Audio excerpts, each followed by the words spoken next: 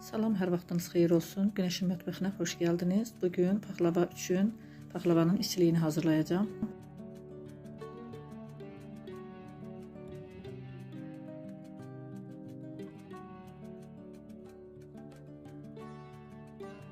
Qoz ləpəsini təmizləyib ləyənə əlavə edirəm. Üzərinə su əlavə edib yuyuram.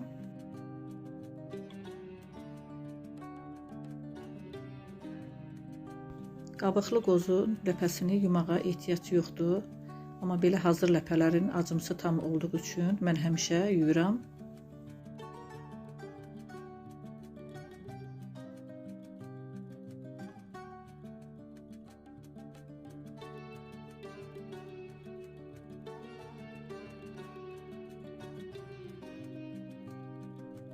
Qoz ləpəsinin acımsı tamı geçsin deyə biraz suda saxlayıb duru suyu çıxana kimi 3-4 dəfə yuyuram.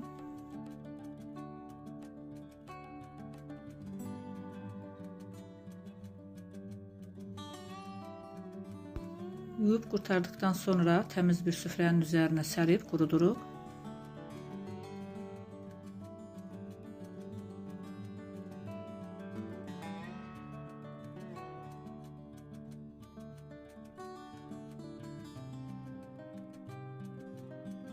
Hər birinizin qarşıdan gələn Novruz bayramınızı təbrik edirəm.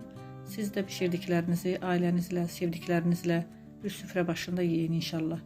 Süfrələriniz bərəkətli olsun.